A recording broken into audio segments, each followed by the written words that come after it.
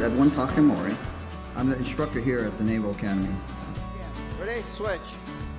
Ready? Let go!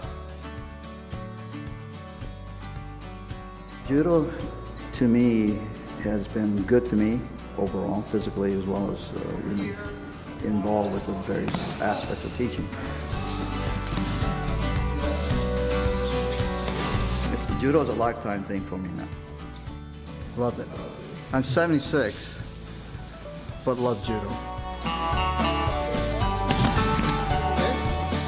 I love to do it. I love to teach it. I think that's what keeps me going. Good? I think overall, hopefully I had some good influences on him, military-wise, as well as just to study-wise.